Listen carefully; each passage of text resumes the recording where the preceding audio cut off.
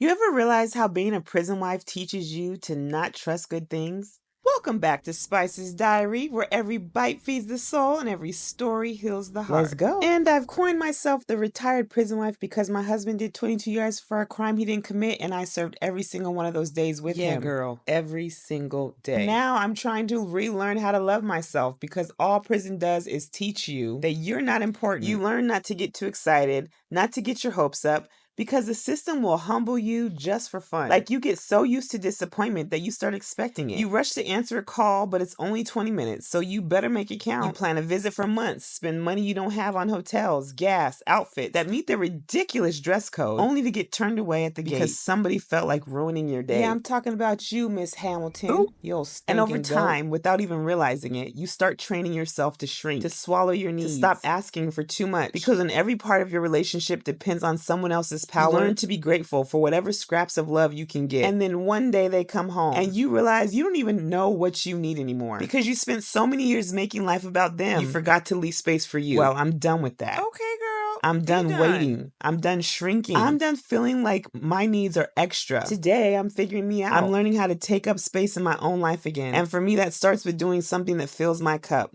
Giving back. Not in a way that drains me, not in a way that makes me disappear, but in a way that reminds me that I matter too. Because being with someone in prison, it teaches you things you don't even realize you're learning. It teaches you to hurry up and wait, to never get too comfortable, never get too excited, because at any moment, something can come along and snatch your happiness away. A stop movement, a lockdown, a last minute count that somehow only matters when you finally made it to visit. It trains you not to trust, because after the first few visit cancellations, after the first few times you drove hours, paid for a hotel, followed every rule perfectly just for some guard with an attitude to decide, nah, not today. And then they have the nerve to talk to you crazy. As if, ma'am, if you ain't in that suit and we ain't in this building, I know you ain't gonna be talking to me like that. Watch your mouth. You start to protect yourself. You stop letting yourself fully believe something good is gonna happen because the system thrives on reminding you that you have no control. You don't have control when they call. When they don't You don't have call. control how long visits last. If you can stay the whole day. If they happen at all. You don't even have control what mail gets through. Because some officer might be in a bad mood and decide your perfectly fine letter is a problem today. So what do? We adjust. We learn not to expect much. We tell ourselves, don't get too excited. Don't let yourself feel too deeply. And in the process, we start shrinking. We start making ourselves smaller, more accommodating, more patient, more understanding. And the worst part, we think that's love. We think love is sacrificing our joy so that they have some. We think love is never bringing up what we need, because what if today is a bad day for them? We don't want to pile on. We want to be that safe place. We don't want to waste the one call, the one visit, the one moment together arguing about what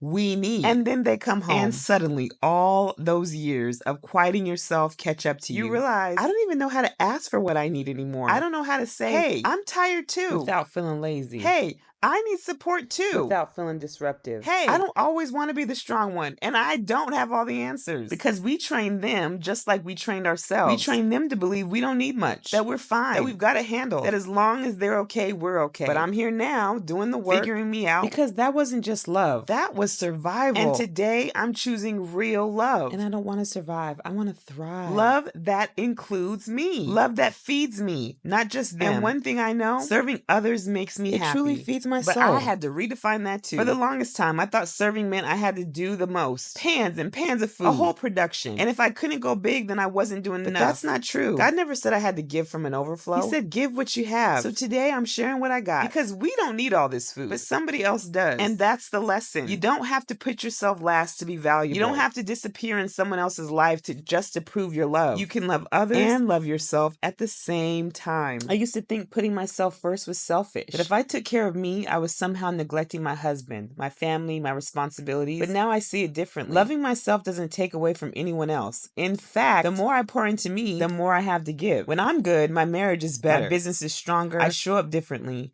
And I have something left to share. Instead of running on fumes, wondering why nobody is refilling my cup. And the beautiful thing is, the more I take care of me, the more I see who I really am outside of being a wife, outside of being someone's support system. For so long, my identity was tied to making sure he was okay, making sure everyone was okay. But now I ask myself, am I okay? And if I'm not, what am I doing about it? Because I refuse to be that woman who gives and gives until there's nothing left of her. I'm learning that self-love isn't just about bubble baths and solo vacations, though trust me, I'll take both. It's about setting boundaries, about speaking up, about knowing that my needs aren't inconveniences. They are requirement. It's about making space for my own joy, my own dreams, and not feeling guilty about it. Because I spent years waiting for calls, waiting for visits, waiting for the next chapter of my life to begin. But I'm not waiting anymore. My life is happening now. And when you finally step into that mindset, when you start giving yourself the same love and patience and support that you so freely gave to everybody else, Baby. everything shifts. You stop operating from a place of lack. You stop resenting people for not pouring into you the way you poured into them. Because now you're filling your own cup. And when your cup is full, you can give without it draining you. You can share your gifts, your time, your love without losing yourself in the process. That's my focus.